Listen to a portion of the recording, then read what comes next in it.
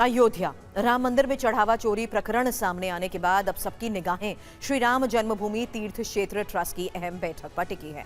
बैठक कल राम जन्मभूमि परिसर में स्थित गेस्ट हाउस में होगी।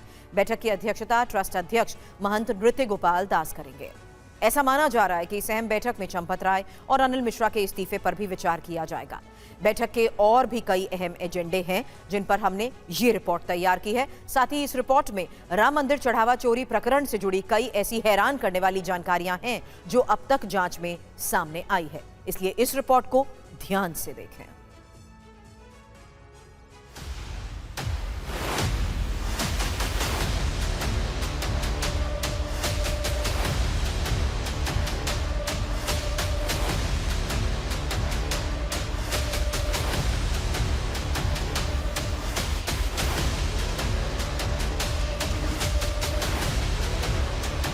राम मंदिर चढ़ावा चोरी प्रकरण की जांच में हर गुजरते दिन के साथ नई जानकारियां सामने आ रही हैं। आरोपियों से पूछताछ चल रही है और सबूतों की कड़ियां जोड़ी जा रही हैं।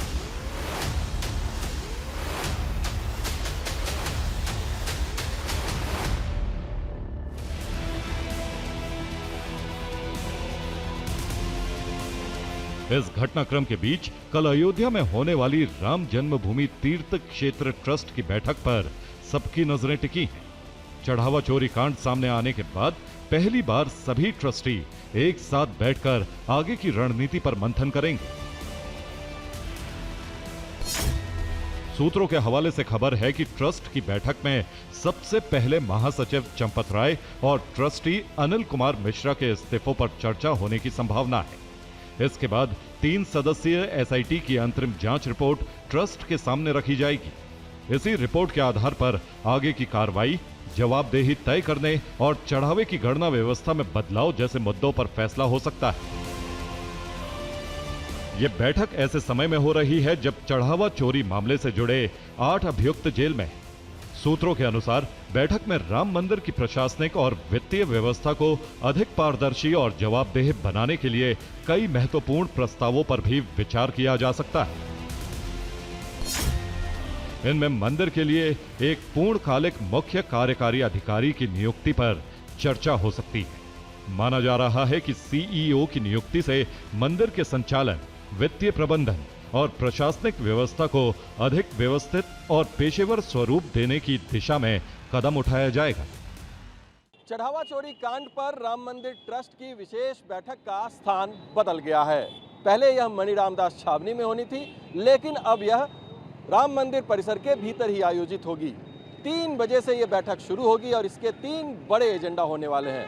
सबसे पहला एजेंडा महासचिव चंपत राय और ट्रस्टी अनिल मिश्रा के इस्तीफे पर निर्णय लिया जाएगा।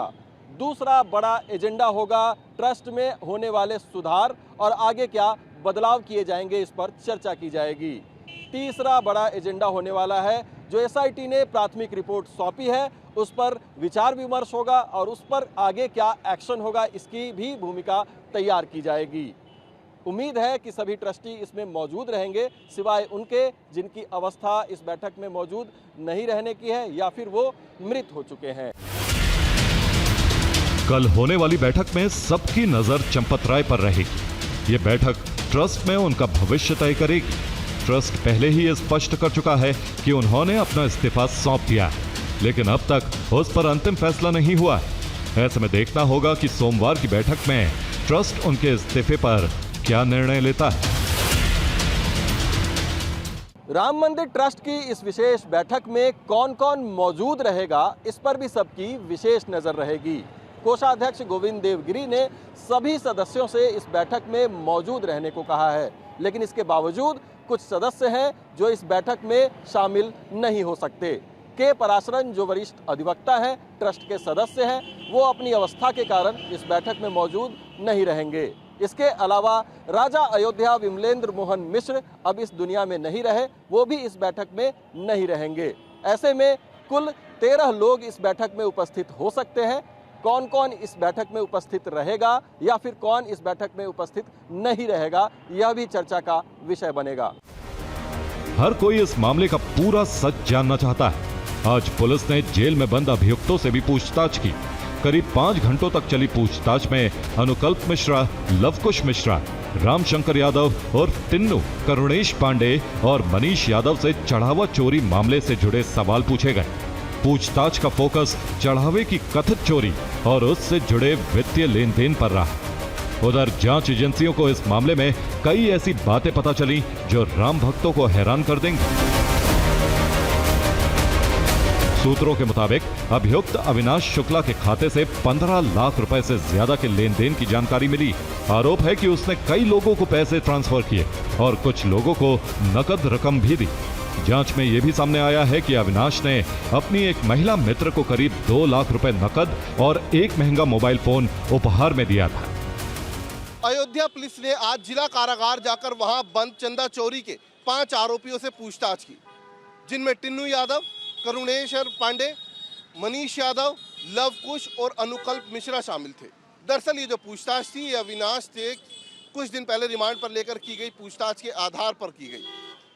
अविनाश के बयानों की तस्दीक की गई, जानने की कोशिश की गई कि अविनाश ने जो बताया था कि 14 कोसी परिक्रमा के पास एक खुले मैदान में ये लोग चंदा चोरी के पैसों का बंटवारा करते थे, उस बात की तस्दीक इन 5 आरोपियों से की गई। बल्कि ये भी जानने की कोशिश की गई कि आखिरकार इस पूरे नेक्सस का मास्टरमाइंड कौन है। सवाल है कि आखिर इतनी बड़ी रकम उसके पास कहां से आई। पुलिस अब उसके आय के स्रोत और वित्तीय लेन देन की गहन पड़ताल कर रही है और ये पता लगाने में जुटी है कि ये पैसा कहीं मंदिर के चढ़ावे से जुड़ा हुआ तो नहीं है। इस बीच विश्व हिंदू परिषद के अंतर्राष्ट्रीय अध्यक्ष आलोक कुमार ने मामले की जांच का दायरा बढ़ाने की मांग की है। उन्होंने अयोध्या पुलिस के जांच अधिकारी को पत्र लिखकर कहा है कि सार्वजनिक मंचों, टीवी चैनलों और सोशल मीडिया पर बड़े आरोप लगाने वाले नेताओं के बयान भी दर्ज किए जाएं, ताकि उनके पास यदि कोई तथ्य या दस्तावेज हैं तो वे भी जांच का हिस्सा बन सके। उन्होंने आम आदमी पार्टी के सांसद संजय सिंह, कांग्रेस सांसद प्रियंका गांधी समेत कुछ नेताओं का नाम अपने पत्र में लिखा है। अब ये बड़े लोग हैं, पढ़े लिखे लोग हैं, पब्लिक डोमेन में बड़े पदों पे लंबे समय से हैं, तो ये जिम्मेवारी से बोलते होंगे, किसी आधार पर बोलते होंगे। तो मैंने सोचा कि अगर पुलिस इनसे प्रार्थना करे कि आपने ये बयान दिया है, आपके पास जो कागज है, जो जानकारी है, डॉक्यूमेंट है, गवाह पता है, हमको बताइए, हम सारा उपयोग करके जांच पूरी करेंगे। विश्व हिंदू परिषद की जो चिट्ठी है ये राजनीति से प्रेरित है, लेकिन फिर भी उन्होंने लिखा है। तो जब भी वहां का आईओ मुझे बुलाएगा, मैं तो 5 साल से इंतजार कर रहा हूं। 2021 में भी मैंने शिकायत की थी, तहरीर दी थी, तब आलोक कुमार जी नहीं जागे। राम मंदिर चढ़ावा चोरी मामले में आरएसएस प्रमुख मोहन भागवत का बयान भी आया है। उन्होंने आरएसएस के सर कार्यवाह दत्तात्रेय होसबाले के बयान का समर्थन किया। मोहन जी, राम मंदिर के ऊपर एक स्टेटमेंट आया है दत्तो जी का, वही देखो उनके प्रतिक्रिया।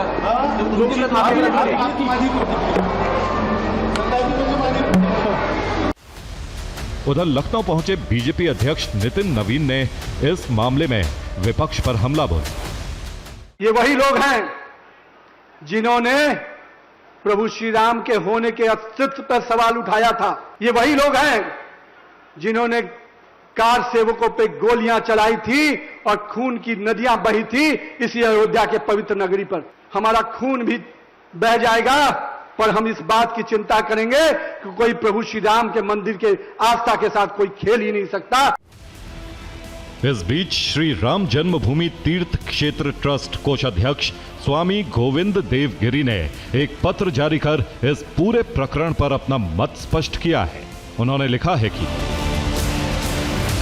ट्रस्टी बनने या कोषाध्यक्ष बनने के लिए उन्होंने किसी से निवेदन नहीं किया था। अयोध्या आने जाने या प्रवास का कोई खर्च आज तक ट्रस्ट से नहीं लिया। निजी तौर पर कभी नकद दान स्वीकार नहीं किया। राम मंदिर के सभी भुगतान बैंक ट्रांसफर से होते हैं और मैं अधिकृत हस्ताक्षरकर्ता भी नहीं हूं। दान पत्र के चढ़ावे की गिनती की प्रक्रिया से मेरा कभी कोई संबंध नहीं रहा। चोरी की निष्पक्ष जांच होनी चाहिए। एसआईटी, पुलिस और न्यायपालिका पर पूरा भरोसा है। अपराधी चाहे कितना भी बड़ा हो, बिना नाम और पद देखे उसे कड़ी सजा मिलनी चाहिए। इस पूरे घटनाक्रम ने अयोध्या के लोगों को भी बेचैन कर दिया है। राम भक्तों और स्थानीय नागरिकों की एक ही मांग है कि जांच पूरी तरह निष्पक्ष हो, दोषी चाहे कोई भी हो उसे कड़ी सजा मिले और भगवान राम के नाम पर मिलने वाले चढ़ावे की पवित्रता पर कभी कोई सवाल न उठे। भगवान श्री राम की नगरी अयोध्या में चंदे की इस चोरी के सामने आने के बाद लोगों में बेहद गुस्सा है, क्योंकि मामला लोगों की आस्था से जुड़ा है। चंदा चोरी की इस घटना का जिक्र न सिर्फ अयोध्या की हर गली चौराहे बल्कि मठ और मंदिर तक में चर्चा का विषय बन चुका है। ऐसे में लोग इन चंदा चोरों को न सिर्फ इनके अंजाम तक पहुंचाने की मांग कर रहे हैं बल्कि ट्रस्ट की जो मौजूदा व्यवस्था है उस पर भी सवाल खड़े कर रहे हैं। फिलहाल निगाहें सोमवार को होने वाली ट्रस्ट की बैठक और एसआईटी की जांच पर टिकी है। एक ओर जांच ये तय करेगी कि चोरी की साजिश कितनी गहरी थी, तो दूसरी ओर ट्रस्ट के फैसले ये साफ करेंगे कि भविष्य में ऐसी घटनाओं को रोकने के लिए व्यवस्था में क्या बदलाव जरूरी है। यानी आने वाले कुछ दिन इस पूरे प्रकरण की दिशा और दशा दोनों तय कर सकते हैं।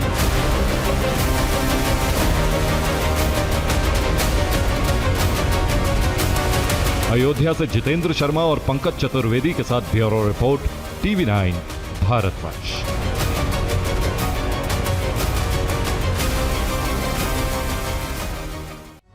और अब बात भारी बारिश से देश भर में मचे भीषण तबाही की करते हैं, क्योंकि जुलाई के महीने में भारत के अलग अलग हिस्सों में मॉनसून ने दस्तक देने के साथ ही सैलाबी सितम का ट्रेलर लॉन्च कर दिया है। महाराष्ट्र से लेकर गुजरात, छत्तीसगढ़ से लेकर मध्य प्रदेश समेत देश के कई राज्यों में भारी बारिश ने जनजीवन अस्त व्यस्त कर दिया। लेकिन मॉनसून की सबसे ज्यादा मार देश की आर्थिक राजधानी मुंबई पर पड़ रही है, जहां न सिर्फ जल भराव की स्थिति है बल्कि टूटते पेड़ अब तक 13 लोगों की जिंदगी लील चुके हैं। आखिर कैसे मॉनसून ने देश के कई राज्यों की रफ्तार पर लगा दी है ब्रेक, देखिए ये खास रिपोर्ट।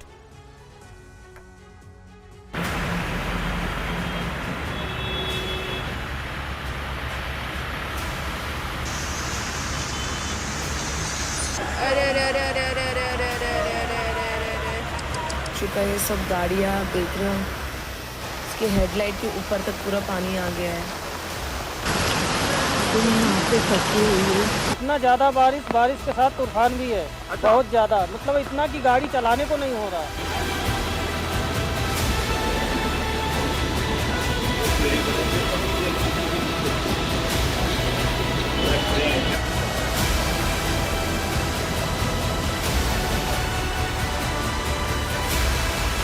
देश के कई राज्यों में मॉनसून ने प्रचंड रूप दिखाना शुरू कर दिया है।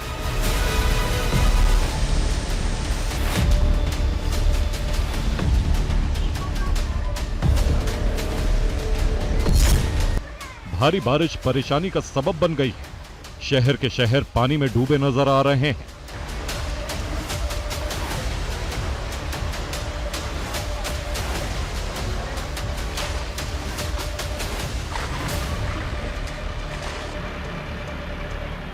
महाराष्ट्र से लेकर गुजरात, छत्तीसगढ़ से लेकर जम्मू कश्मीर समेत देश के कई इलाकों में सैलाब का सितम जारी है। कई सड़कें तालाब बन गईं, तो कहीं गाड़ियां आधी पानी में डूब गई। कहीं लोगों पर बारिश मौत बनकर टूटी, तो कहीं लोगों के मकान दुकान में पानी भर गया। देखते ही देखते कई राज्यों की रफ्तार थम गई। लेकिन सबसे ज्यादा तबाही जहां देखने को मिल रही है वो है देश की आर्थिक राजधानी मुंबई, जहां बारिश हर साल आती है, लेकिन हर बार प्रशासन की तैयारियां बह जाती। इस बार भी वही तस्वीर है, सड़कें नदी बन गई।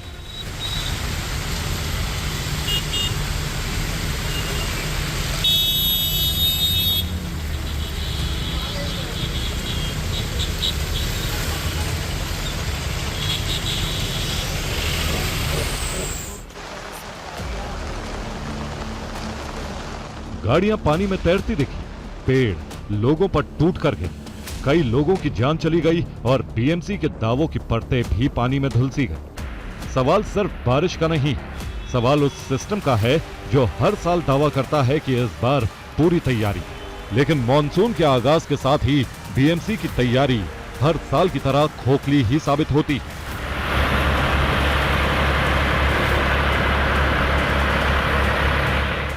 ये तस्वीरें माया नगरी मुंबई के वसई की हैं, जहां हर तरफ सिर्फ और सिर्फ पानी ही पानी नजर आ रहा है।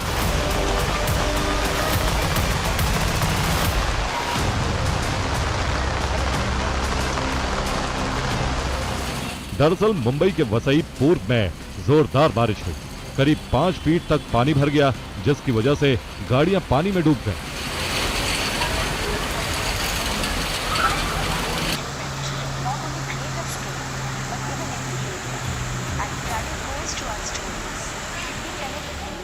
इलाके के कई मकानों के पार्किंग लॉट और ग्राउंड फ्लोर पानी से लबालब भर गए, जिसकी वजह से कई लोग फंस गए और फिर उन्हें बाहर निकालने के लिए रेस्क्यू ऑपरेशन चलाया गया।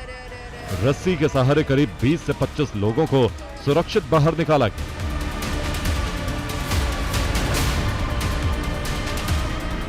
मुंबई में लगातार हो रही बारिश की वजह से रेल यातायात भी प्रभावित हुआ है, क्योंकि रेल ट्रैक पानी से लबालब भर गए हैं। ये वीडियो कांजर मार्ग के पास पानी से लबालब भरे रेलवे ट्रैक पर तेज रफ्तार से गुजरती वंदे भारत एक्सप्रेस का है।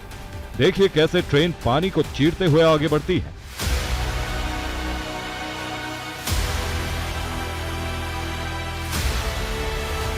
सबसे दर्दनाक तस्वीर पेड़ों के गिरने की रही। कहीं सड़क पर चलती और पार्किंग में खड़ी गाड़ियों पर विशाल पेड़ गिर गए, तो कहीं राह चलते लोग उसकी चपेट में आ गए।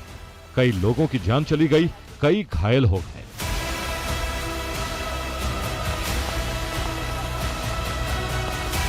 पेड़ गिरने की सबसे ताजा घटना कुर्ला इलाके की है, जहां एक दुकान के पास पेड़ गिरा, जिसकी चपेट में 63 साल के यूनुस कुंडावाला आ गए। वहां मौजूद राहगीरों ने तुरंत उन्हें इलाज के लिए फौजिया अस्पताल में भर्ती कराया, लेकिन उनकी जान नहीं बचाई जा सकी।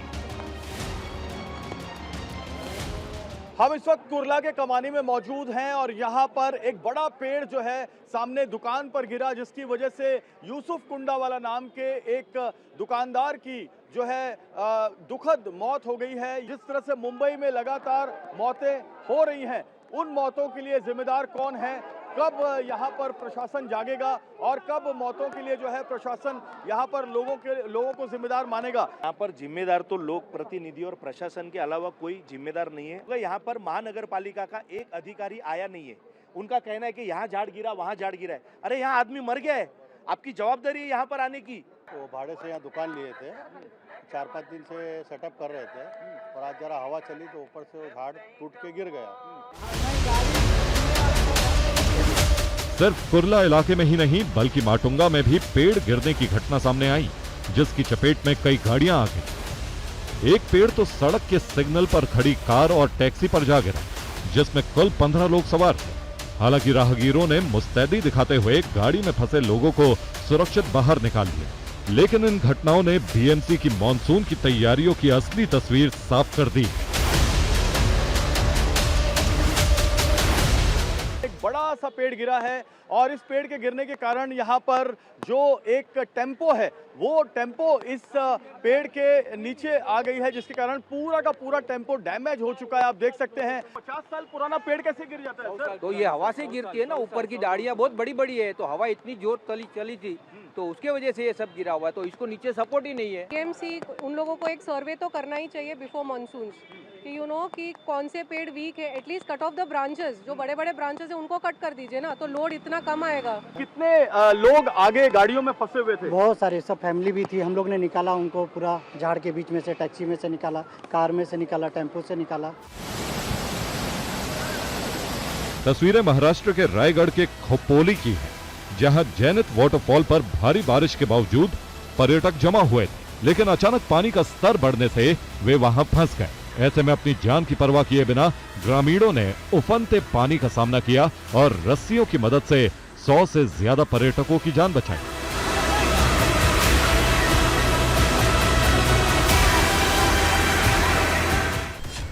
लेकिन कहानी सिर्फ मुंबई तक सीमित नहीं है, बल्कि देश के कई राज्यों में मॉनसून की दस्तक ने लोगों को डरा दिया है। गुजरात के वलसाड में भारी बारिश ने जनजीवन अस्त व्यस्त कर दिया है। हालात यह है कि सड़कों पर जल भराव की स्थिति, न सिर्फ सड़कों पर बल्कि घरों में पानी भर गया, जिससे लोगों को भारी परेशानियों का सामना करना पड़ रहा है। तस्वीरें जम्मू कश्मीर के सांबा जिले की, जहां भारी बारिश की वजह से बसंतर नदी का जल स्तर अचानक बढ़ गया। जिससे 5 लोग नदी के तेज बहाव में फंस गए, जिसके बाद सांबा पुलिस ने 5 फंसे लोगों का रेस्क्यू कर उन्हें सुरक्षित बाहर निकाला। मध्य प्रदेश में भी बारिश का कहर जारी। मंडला में नर्मदा नदी का जल स्तर खतरे के निशान तक पहुंच गया। हालात लोगों को डरा रहे हैं। छत्तीसगढ़ के भी कई जिलों में भारी बारिश ने सिस्टम की तैयारियों का पर्दाफाश कर दिया। राजधानी रायपुर में सड़कों पर भारी जल भराव की स्थिति, साथ ही घरों और मोहल्लों में भी हर जगह पानी भर गया। इस बार मानसून ने पिछले सारे रिकॉर्ड तोड़ दिए। कुदरत विनाशकारी मूड में, ऐसे में लोगों को बचाने के सिवा कोई रास्ता नजर नहीं आ रहा। Bureau report, TV9 Bharat. धरती के अंदर एक ऐसा परमाणु तहखाना है जहां इंसानों ने मानव सभ्यता का सबसे खतरनाक हथियार छिपाया, या यूं कहिए कि उस हथियार को एक बड़े ताबूत में दफनाया। लेकिन अब उस ताबूत में दरारें पड़ रही हैं और अगर ये ताबूत टूट गया तो मानव इतिहास अब तक की सबसे बड़ी त्रासदी को झेलेगा। ये त्रासदी दुनिया के सबसे विशाल समुद्र प्रशांत महासागर में जन्म ले रही है। ऐसी रिपोर्ट है कि एक तहखाने में बंद रेडियो एक्टिव जहर पूरे प्रशांत महासागर में फैल सकता है। ये तहखाना अमेरिका की विरासत है, जिसे खास मकसद से बनाया गया था, लेकिन आज अमेरिका की विरासत पूरी दुनिया पर खतरा बनकर मंडरा रही है। इस ढांचे को रूनेट डोम कहा जाता है। इस रूनेट डोम से परमाणु कचरे के लीक होने का खतरा बढ़ रहा है। कोलंबिया यूनिवर्सिटी के वैज्ञानिकों ने चेतावनी दी है कि जिस कंक्रीट के ढांचे के अंदर परमाणु कचरा बंद है, उस पर अब दरारें पड़ रही और भूजल उस डोम के अंदर पहुंच चुका है। खतरा बहुत बड़ा है। इस द्वीप पर अमेरिका ने 1946 से 1958 के बीच कुल 67 परमाणु परीक्षण किए। 67 ऐसे धमाके जिनकी ताकत हिरोशिमा पर गिराए गए बमों से हजारों गुना ज्यादा थी। कई बम इतने शक्तिशाली थे कि उनके विस्फोट ने धरती के भूगोल को बदल दिया। इन धमाकों ने मार्शल द्वीप को चीर दिया, पहाड़ों को उड़ा दिया और द्वीपों पर विशाल गड्ढे बना दिए। 1 मार्च 1954 को अमेरिका ने ऑपरेशन कैसल ब्रावो लॉन्च किया। इसके तहत उसने अपने सबसे शक्तिशाली हाइड्रोजन बम का परीक्षण किया। धमाका इतना बड़ा था कि वैज्ञानिकों की गणना ही गलत साबित हो गई। मशरूम क्लाउड 40 किलोमीटर से ज्यादा ऊंचाई तक पहुंच गया और रेडियो एक्टिव राख सैकड़ों किलोमीटर दूर तक फैल गई। नतीजा, लाखों मछलियां मरी, नारियल के पेड़ झुलस गए और इंसानों की त्वचा झड़ने लगी। कई लोग कैंसर, थायराइड और जन्मजात बीमारियों के शिकार हो गए। लेकिन असली त्रासदी उस विस्फोट के बाद शुरू हुई। हरे भरे जंगल बंजर हो गए, खूबसूरत समंदर जहरीला हो गया। वर्षों तक चले परमाणु परीक्षणों ने वहां की मिट्टी, पानी और हवा को रेडिएशन से इतना जहरीला कर दिया कि किसी भी जीव का वहां जीवित रहना मुश्किल हो गया। एक पूरा द्वीप समूह धीरे धीरे शमशान में बदल गया। 1986 में अमेरिका ने मार्शल द्वीपों को स्वतंत्र देश घोषित कर दिया और आजादी के साथ उन्हें विरासत में सौंपा परमाणु मलबे का ढेर। एक छोटे से द्वीप वाले देश के कंधों पर एक बहुत बड़ी जिम्मेदारी डाल दी गई। मार्शल द्वीप की सरकार कहती है कि उसके पास ना तो पैसा, ना तकनीक है और ना ही क्षमता कि वो इस रूनेट डोम से निपट सके। क्योंकि अमेरिका के उस प्लान में एक ऐसी चूक हुई जिसका अंदाजा पहले किसी को नहीं लगा। दरअसल अमेरिकी सेना ने इस विशाल परमाणु मलबे को ढकने के लिए कंक्रीट का एक गुंबद तैयार किया। हैरान करने वाली बात यह है कि इस गुंबद की कंक्रीट की मोटाई सिर्फ 45 सेंटीमीटर रखी गई। उससे भी बड़ी लापरवाही ये थी कि इस गड्ढे के निचले हिस्से में किसी भी तरह का सुरक्षा लाइनर या कंक्रीट की कोटिंग नहीं की। इसका मतलब यह हुआ कि वो करोड़ों टन जानलेवा परमाणु कचरा बिना किसी सुरक्षा घेरे के सीधे समुद्र के नीचे मौजूद खोखली और झरझरी कोरल चट्टानों पर टिका हुआ है। समंदर का पानी नीचे से इस कचरे को लगातार छू रहा है और सिर्फ कुछ मीटर की दूरी पर ही पूरा प्रशांत महासागर उफन रहा है। पिछले कुछ वर्षों में समुद्र का जलस्तर बढ़ा है और रूनेट डोम काफी बूढ़ा हो चुका है। उसकी दीवारों पर दरारें पड़ रही हैं और वहां वैज्ञानिक बता रहे हैं कि उसके अंदर पहुंचा भूजल रेडियो एक्टिव पदार्थों में घुल रहा है। वैज्ञानिकों की चेतावनी है कि अगर समुद्री जलस्तर इसी तरह बढ़ता रहा तो डोम की संरचना खतरे में पड़ सकती है। 250 साल बाद दुनिया होगी कैसे, कोई नहीं जानता, लेकिन अमेरिका चाहता है कि आने वाली पीढ़ियां आज की सभ्यता को अपनी आंखों से समझें। इसलिए 408 किलो वजनी एक विशाल टाइम कैप्सूल को भविष्य के लिए दफन कर दिया गया, जिसमें व्हेल की हड्डी से लेकर आर्टिफिशियल इंटेलिजेंस तक की कहानी कैद है। आखिर क्या है ये टाइम कैप्सूल, इसमें क्या क्या रखा है और इसकी जरूरत पड़ी क्यों, इस खास रिपोर्ट से समझिए। इसमें दुनिया में पहली बार सफलतापूर्वक प्लेन उड़ाने वाले राइट ब्रदर्स के ऐतिहासिक प्लेन राइट फ्लायर के पंख पर लगा कपड़ा रखा गया है। नॉर्थ अटलांटिक राइट व्हेल की एक हड्डी रखी है। यह दुर्लभ व्हेल प्रजाति है और इसकी संख्या अभी सिर्फ 370 रह गई। कैलिफोर्निया के एंथ्रोपिक के चैटबॉट क्लॉड एआई की भविष्यवाणी को कैप्सूल में शामिल किया गया है। साथ ही इसमें ओल्ड एब नाम के एक चील का पंख रखा है, जो अमेरिकी गृह युद्ध के दौरान विस्कॉन्सिन की सा का शुभंकर था। मोंटाना के हिडात्सा और अरिक्रा समुदाय के एक कलाकार की मोतियों वाली कलाकृति को भी रखा गया है। इसमें अलास्का के रूस के दौर का नक्शा भी शामिल है। साथ ही आईफोन 17 और कोका कोला की खाली बोतल भी रखी गई है। वहीं 35 करोड़ साल पुराना पत्थर भी इस कैप्सूल में रखा गया है। टाइम कैप्सूल एक मजबूत और पूरी तरह सीलबंद कंटेनर होता है। इसमें किसी देश, समाज या संस्था से जुड़ी महत्वपूर्ण चीजें, दस्तावेज, तस्वीरें, तकनीक, रिकॉर्ड और यादगार वस्तुएं सुरक्षित रखी जाती हैं। इसका उद्देश्य भविष्य की पीढ़ियों तक वर्तमान समय की असली तस्वीर पहुंचाना होता है।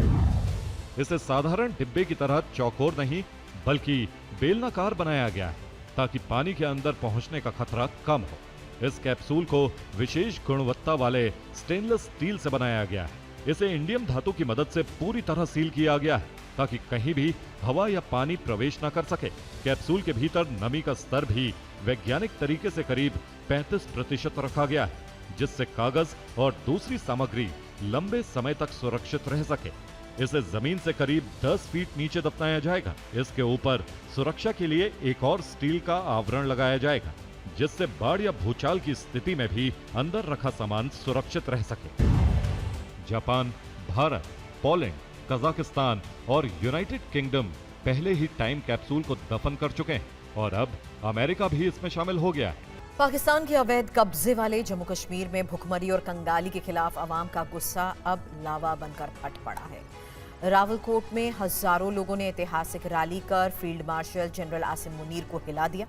कश्मीरी नेताओं ने सरेआम दहाड़ते हुए कहा, पाकिस्तानी फौज ने आतंकी पाले और मासूम लोगों को परेशान किया जा रहा है। पीओके के लोगों ने इस्लामाबाद को आखिरी अल्टीमेटम दे दिया है, या तो मांगे मानो वरना मुजफ्फराबाद की तरफ कूच होगा। मुनीर की फौज को हमेशा के लिए खदेड़ दिया जाएगा। क्या मुनीर के आतंक राज का अंत करीब है? इस रिपोर्ट से समझिए। 5 फरवरी 2025 रावलकोट में जैश ए मोहम्मद को रैली की इजाजत डिप्टी कमिश्नर ने दी। पाकिस्तानी फौज ने आतंकियों को सरकारी सुरक्षा मुहैया करवाई। आतंकी खुलेआम बंदूकों के साथ शहर में मार्च कर रहे थे। मुनीर की पुलिस आतंकियों का यह तमाशा अपनी आंखों से देख रही थी।